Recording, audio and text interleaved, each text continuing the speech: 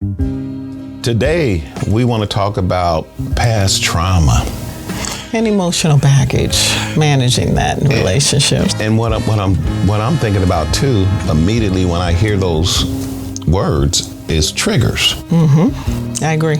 So, and we've been talking a lot about this movie Claudine with James Earl Jones and Diane Carroll. They was young. If you haven't seen that movie, go pick it up. It should be available on all the streaming platforms. But really, it deals with stuff that we're still dealing with today. Amen. In terms of families that are divided, blended, and then there's a lot of trauma and baggage that they're bringing into it. And there were so many points in that movie that made us think not only about that movie that came out in the 70s, has a phenomenal soundtrack. Produced by Curtis Mayfield, Gladys Knight singing most of the songs, so y'all gotta check it out. You know, I gotta put that plug in there. Who knows, they may be a sponsor one day, let's see. But the music is phenomenal, but the themes are just, we could probably do a series of podcasts just on different themes. But we're dealing with a woman who's raising six kids.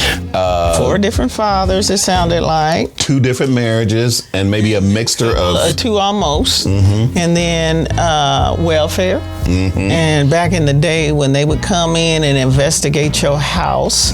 And I didn't mention this to you, and I need to go out and look at the application, but many years ago, even the state of Kansas, that was SRS at that time, they had a question on there about where did you get pregnant at? I'm like, what? Yeah, they wanted to know, was you in a house? Was you in a car? Where was you? And I'm like, well, y'all some nosy people. But in this show, not only did they want to know all of that, if somebody told them you had a man coming by, they want to know what he gave you, because it needed to be deducted from the assistance she was getting. And I don't remember what year this movie was made. It was in the 70s. But she mentioned that she was getting $30 a month per child. And, that wasn't enough to make it. And if she snuck and got a little side job and didn't tell them, then that was fraud. Just a lot of, I don't like that part of the show. And her side job was a maid. She had to sneak off to go clean house at a place, and she kept all that under the table while simultaneously trying to have a love life, have a life such that when the woman just got a chance to get away with the man that she potentially was going to eventually be with, took a bath over at his house, and they thought they was going to have this heavy romantic evening. She went to sleep. Because you can't raise 6 kids under that level of stress, because she talked a lot about her mind constantly thinking and worrying. Mm-hmm. And so, she had 5 minutes alone with some warm water and some bubbles. He played a little music in the background, and she was in a coma. That sounds a little familiar, like maybe the time you fired me. Yeah. At our early dating time. Yeah, just trying to realize that this woman is raising all these kids. And I'm up here trying to think, well, we dating, we're going to try to have this romantic evening now. 5 minutes alone. But I think that gives us something to, not only the movie, we were able to align to the challenges that come with a family, right? Whether it's a blended family or your biological family, and the needs that are there, the emotion. Well, I always say we bring things into a relationship, and then we also create things. Mm-hmm. So you bring in baggage, and then you're creating this other stuff. And if all of it is just baggage, then you're just storing a whole lot of stuff without ever developing a whole lot of stuff. Mm-hmm. So how do we move? So now you have baggage. Mm-hmm. What do you do? How do you process that stuff so it doesn't weigh heavy on your relationship? Because in the particular scene that we are kind of talking about, he was asking her about her children and their fathers and all of that. And she told him, oh, now, sucker, you done said the wrong thing. She's going to go get her stuff. And then he puts her stuff back on the hanging Trigger stick. alert. And then she want to know how you get to be this age with no kids and not married. You got some kids? And he said, yeah, I had, 2 with my first wife. And then, I got a daughter over here. And she said, how dare you say something to me about my kids? He said, now, wait a minute, woman. You're pushing a button now. But in their case, at least they were able to keep talking. I think lots of times when triggers are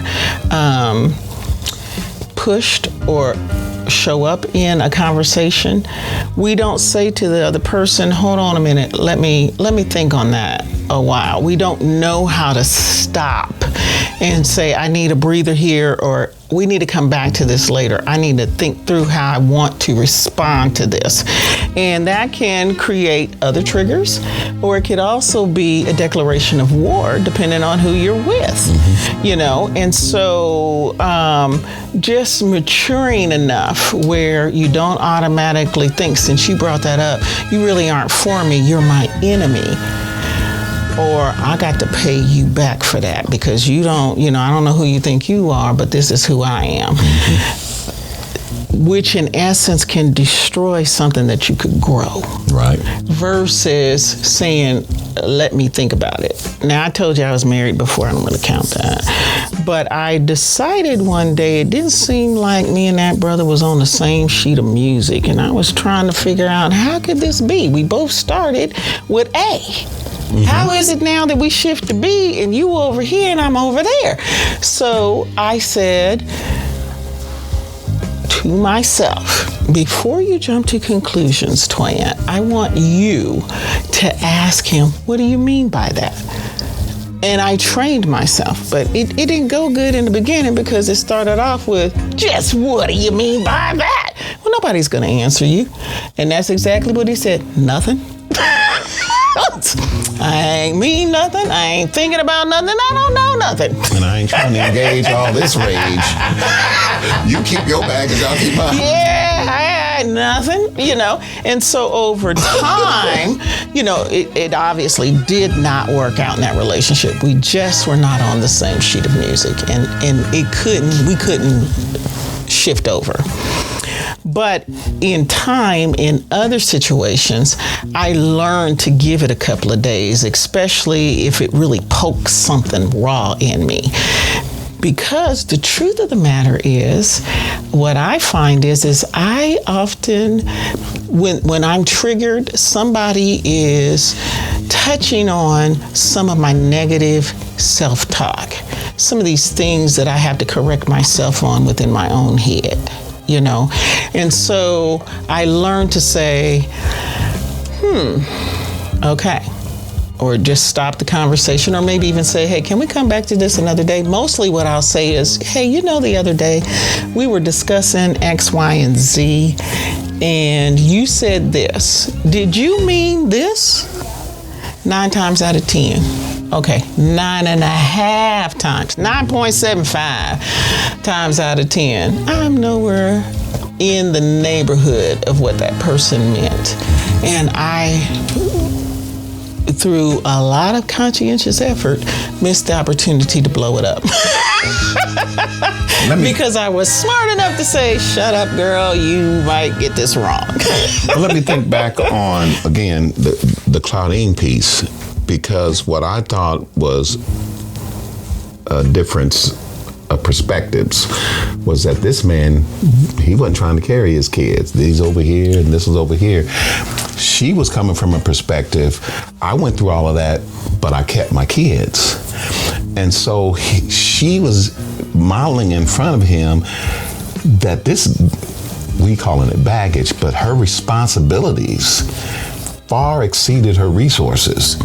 And when she was considering having a pleasing life and a man that she could love, she also, back to us again, had to consider, can this man also love and care for my package for my baggage, if you will. Because who wants to carry baggage anyway?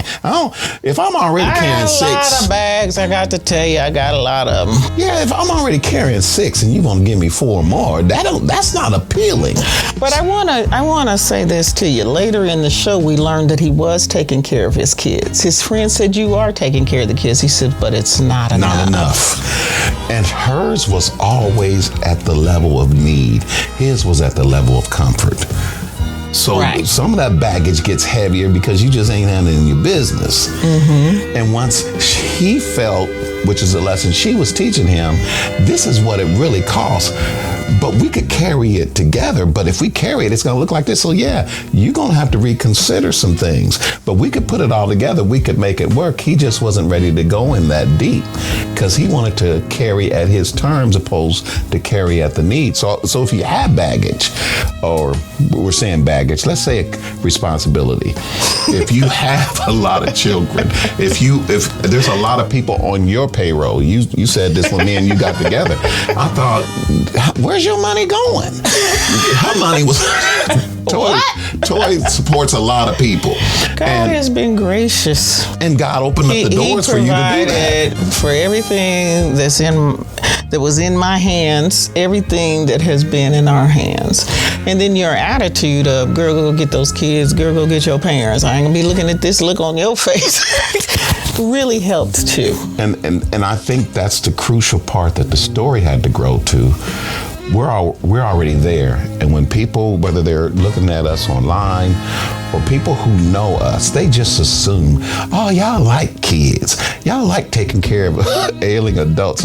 No, this is what our responsibility is. They had a conversation with us in the room. Hey, we just all gonna move in. I'm gonna move into y'all's house. I'll just y'all got enough land. I could just put a tent over there. No, why don't you stay at your house? Cabin and have her some plants outside her cabin and stop by occasionally. I think we recognize the cost for us to carry this baggage, if you will. And then we also recognize the blessing, because the flip side of it is, to this day, God has never caused us to have lack for anything. Mm-mm. We take care of God's business, God takes care of us. And it was that way even before I got in this relationship with you, that whatever was needed when it was needed arrived. And, to have someone provide daycare to the point where I could go to work and didn't even remember I had little kids until she calling to give me the death update of the popular people or the stars. And I'm like, girl, you got me all upset thinking somebody's sick or something's wrong. You just calling to give me that update? I got CNN. Why you calling me? To have a friend stop by in the heat of the day and say, girl, just lay down on the couch. I take these kids outside. Or to have friends send money, send clothes, because they know what it costs to be able to raise other kids and what the stressors are there. And even those same friends helped with my children. So, everything has been provided. But back to the situation of when you flip somebody's trigger. And it's happened. And I've learned to say to you what my anxiety really fits around and why it's important to me to fix things when you start saying things, because I'm a fixer. And it took a lot for me to learn that you just want to talk out loud. And I'm like, what kind of craziness is this? We just need a solution to move on. But I hear talking and I talk a lot all day. So I'm like, let's get here and fix this, and keep it moving so we can get to the best part of the day. Well, in conclusion, I think what we've ultimately determined is you have to have the resources. You have to have a good networking system. You definitely have to have folks, extended family, extended friends, our family, to help support in it. Mm-hmm. Especially when you've been through something traumatic, where they can say you're a little to the left, you're a little to the right, kind of things. Whether it's in their relationship or how they are conducting their individual life or how they're perceiving other people. I will say, I know I'm wrong for this one. That's why I need you to come on and take care of this. because I'm about to blow it up. So, you better tell me what to say. You better hurry up and run over here and press send or fix this before I press send because this is the mood I'm in today, kind of thing. All of that is helpful. Even in marriage, I've had to reach out and say, is this normal? Because I feel like maybe I should go all in right here. This is the spot where I throw down the gauntlet and we just go all in. And it's like, girl, please, Or I've had those calls where I'm like, if you had the one I have, I could see your problem. But you ain't got no problem with the one you got. Keep it moving and don't mess with my last 15 minutes of sleep. And then in conclusion too, know your triggers, because when we're carrying a lot of baggage, you gotta know when it's overwhelming, you're not using your network as effectively as you should be using it. And sometimes we just get tired. That, and then also if you're feeling yourself overwhelmed and tired, are you carrying other people's stuff? Maybe you need to hand it back. Oh yeah. And say, I don't do this. This is yours to do. Oh yeah. And we just had a discussion about that the other day. I said, no, I ain't gonna do that, because if you give it to me, this is how it's gonna look. And without saying it, you chose not to give it to me, and you carrying it, but I'm not carrying it anymore. And to be able to do that, you should be helping me. No, you carrying some baggage. I didn't tell you to carry that baggage. Now you might carry it on your own. Now when it gets heavy, you'll either let it go or you'll listen. And we'll come up with a more effective plan. So hopefully this has been helpful. I'm sure it's touched on some things. Go see Claudine. Oh, it's a good movie. Like I said, it's on our streaming platforms. But we hope you've been blessed today. And hopefully this will help you to make your load a little bit lighter. Won't eliminate it, but hopefully it'll make it a little bit lighter. And oftentimes it is just a shift in your thought about it that can make a big difference. And know your triggers too, because sometimes you just get tired. When you get tired, you do something and you say stuff. Try not to be at that place, because you'll know how to let some stuff go. God bless you. We look forward to seeing you again next time. Bye.